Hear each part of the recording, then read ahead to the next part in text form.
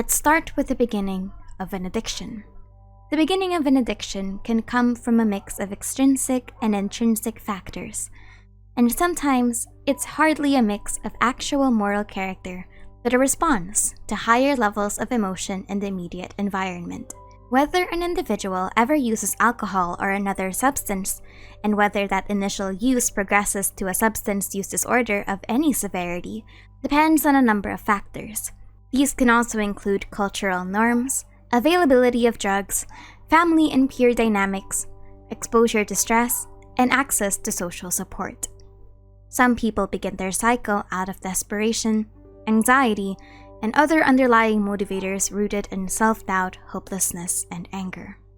But others begin their cycle at the highest point of their lives with curiosity, excitement, and thrill. Kernstein's matching law characterizes patterns of interaction between changes in reinforcement opportunities and individual choice.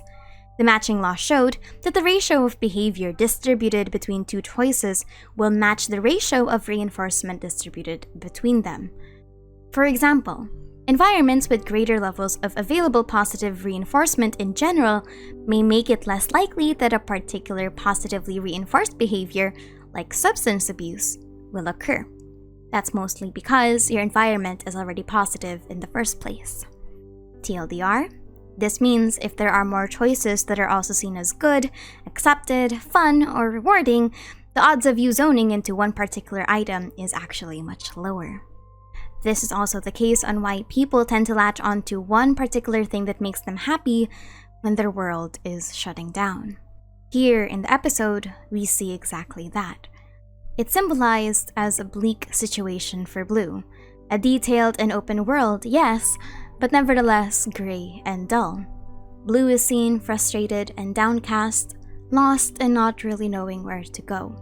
And that's when he discovers the button. The next stage of the cycle of addiction is discovery, or the initial use of the substance or the item of addiction.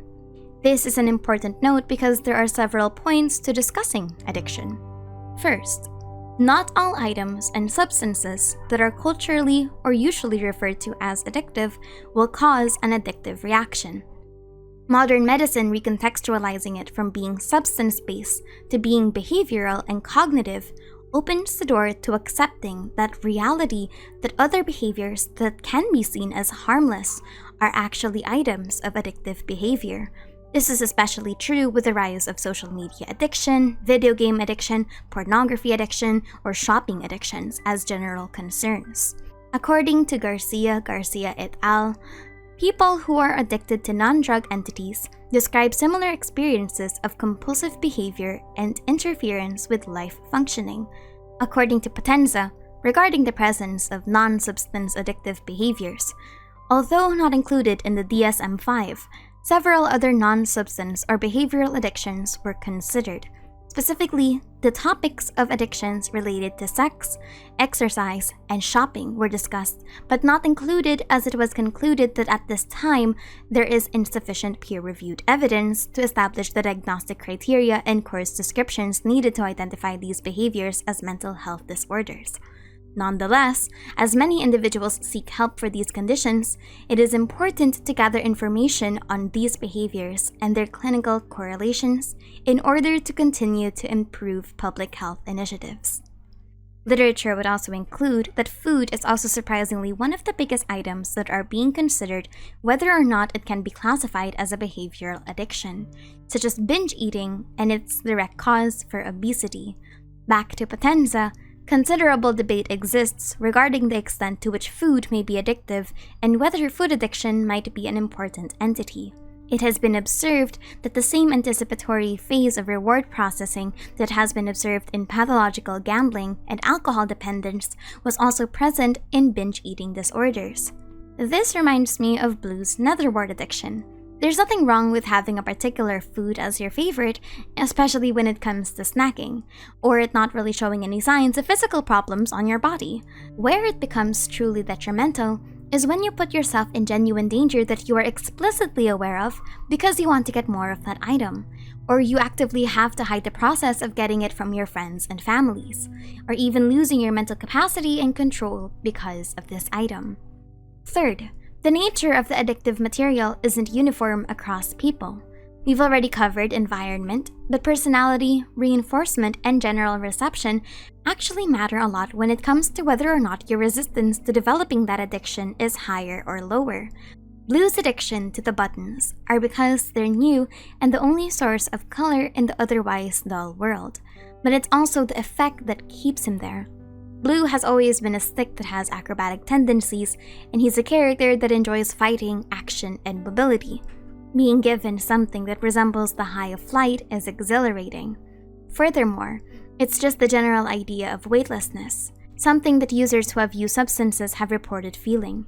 It's a metaphorical sense of feeling like you're on top of the world, and a continuous positive reinforcement that you will never get this kind of feeling back if you reduce the amount of times you use it.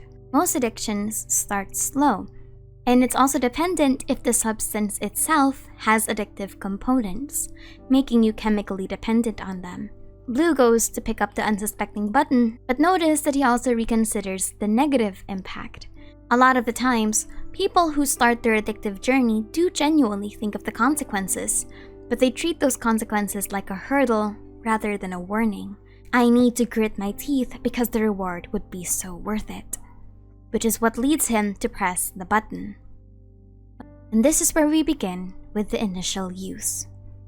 When he first uses the button, the colors are vibrant and potent. The duration is much longer, and he expresses the initial unbridled joy of using it. The allegory of the button being weightlessness and an increased level of euphoria is a common effect taken by people who take stimulants. They are described as providing a heightened sense of brain activity and dopamine production, making an individual feel like the world is nigh untouchable. However, another possible category can also be hallucinogens and psychedelics. Though most drug substance categories can affect sensory perception, psychedelics can affect an individual's cognitive perception of color, space, and time.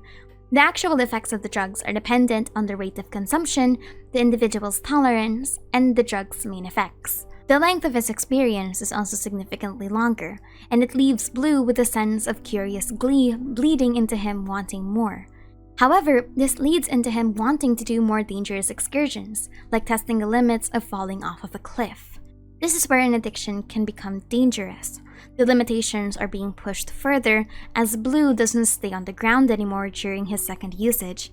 He stays longer in the air to the point of hurting himself when he falls. Another crucial detail is the loss of the sense of existence in between usage. He doesn't remember actually going and getting the button again. This is where a lot of people lose the sense of control. The moments of forgetfulness and lack of bodily awareness that almost drag the user into a sense of automation. According to Guel and Nunes, classical models of addiction conceive of learned compulsive behaviors in terms of a unidirectional stimulus-response model, for which habits are behavior patterns based on studies of animals and are considered to be purely automated. That is, inflexible, highly stimulus-bound, and insensitive to associated outcomes. Individuals that were prone to gambling, for example, expressed a sense of emptiness and blank periods in between moments that they aren't physically gambling. Nothing in between their actual lives held significance because their perception of happiness and worth started being so tied to the activity, saying that they felt almost a weird sense of obligation to continue gambling. This was also very present in studies that discussed social media addiction and gaming addiction, where the significance of other or new habits became so dulled out that the activity was the primary method of any kind of dopamine or happiness production. This is actually also why stating self-control being the answer to actual compulsive disorders is damaging. The addiction itself has already altered too many processes that it's almost an out-of-body experience. However, we do know that when Blue uses the buttons again and again, the duration and the potency start dulling and becoming shorter. That's because his body's chemistry has already adapted to the surge of chemicals and the effectiveness. This is where he faces tolerance. According to the Journal of Substance Abuse Treatment, tolerance is an expression of adaptation to a continued presence of a foreign substance such as a drug. This homeostatic response represents the body's adjustment to maintain normal physiological function. His body is literally being forced into the status quo in which the heightened state is now his body in balance. Psychologically, the tolerance phase also brings emotions of confusion, and it creates a desperation of seeking out more alternatives. This is the part of the addiction where the user can be consumed by the feeling of want. It's important to note that tolerance is not the same as addiction, but it can lead to it as the user begins to look for more. Actually, there are also psychological studies that when the tolerance phase kicks in for some individuals, their barrier of resistance shifts and the delivery of dopamine is no longer worth the process of getting and consuming the substance. However, this isn't the case for Blue. Because his body has achieved near homeostasis with just one button, his physical reliance on it shifts. The weightlessness assisted by the button is his usual state, so anything less of that is now heavy, slow, and sluggish. This is the dependence state of addiction. If you were to suddenly stop using it, you would likely experience harsh symptoms. According to WebMD, one of the most common substances that are consumed daily that have the highest number of physical dependence cases is caffeine. Individuals that consume caffeine have their sleep schedules, energy levels, and even mood regulation systems adjusted if they don't receive this stimulant. Furthermore, dependence is defined as an expression of the adaptation of the organism to the absence of the substance. Symptoms accompany the movement from the adaptive pharmacodynamic setpoint in the presence of the substance to the original pharmacodynamic setpoint in the absence of the substance. The final effect is to maintain homeostasis for normal physiological functioning. Because the user wants to even be normal, or the state that they once were, they keep consuming. Blue also tries a variety of colors, but notices that the effectiveness of one is no longer the same as the initial use of the first. This is a common occurrence in individuals who begin testing new substances to increase the potency of another. There's also another strange attitude shift that comes with addiction. It's the justification for looking for more, the strategizing to find more, the belief that this is what you truly want and what you believe is good for you. Suddenly, everything that is done with the substance is rationalized rather than assessed. And of course, when you realize that you can't get any more, or your body isn't allowing you to feel the same high you did once, you become desperate. Blue becomes weaker, seeking out more buttons to the point that he can't physically walk anymore. The world has become so blurred and subsumed by his dull senses, and everything is gone without the color of the buttons. And this is where Orange sees Blue. Blue doesn't see him and only interacts with him when Orange intervenes. This is a very common consequence of addiction, where the people in your lives start mattering less and less until they become a barrier to your substances or your behaviors. And more often than not, this brings anger, resentment, force, or even complete loss of money, profession, and health. But Orange helps him up, and Blue takes it, of course, because he didn't mean to lash out on Orange. But when he realizes that his buttons are gone, he goes back into a frenzy. He's desperate and willing to jump off of a cliff to get them back. Many who have families and friends who suffer from substance abuse report just how manic and angry the user becomes, sometimes intentionally or unintentionally hurting their loved ones for the sake of the substance. But Orange stays resilient in the face of tragedy, holding Blue down until Blue gives in and tires himself out. Slowly, the world begins reforming itself again, sharper and clearer. This is where the recovery process begins. The process itself varies between the activity, the person's dependence, and the physical and mental effects that the addiction has caused to the person. And more often than not, this is where the true challenge begins. It's a slow process. It's not only an admission of having a problem, but also the admission that this problem is so much bigger than yourself that you need an external support system. Not all recovery processes are the same, because this goes back to what I said about some addictive personalities being influenced by environmental factors. Some individuals recover slower because the addiction is all that they have left. The reality of recovery is that it's meant to be a careful case-by-case analysis. For Blue, The support system was present and non-judgmental. Some people just don't have that. But recovery is also non-linear for the person giving the support. We see that Orange makes the first mistake of thinking that a simple hug would be enough to calm Blue down. He leaves immediately because he didn't understand the gravity of Blue's situation. It's Blue's own realization of what's been happening to him that actually causes him to run after Orange and seek assistance. An intervention success relies on the pre-contemplative stage of a user.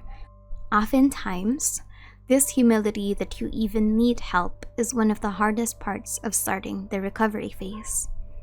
Orange introduces a calming breathing exercise to counteract Blue's constant want of euphoria.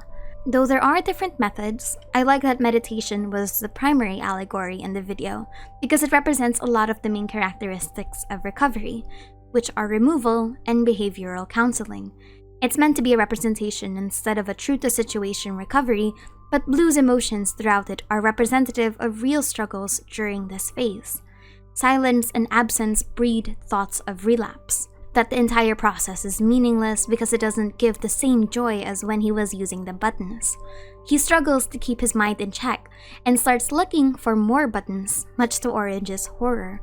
I think it's significant here that Blue actually got the button instead of never reaching it, suggesting that he was in the process of relapsing. There are different types of relapsing, from having an occasional slip, like Blue holding the button, to full-on reusage, which can have detrimental bodily effects.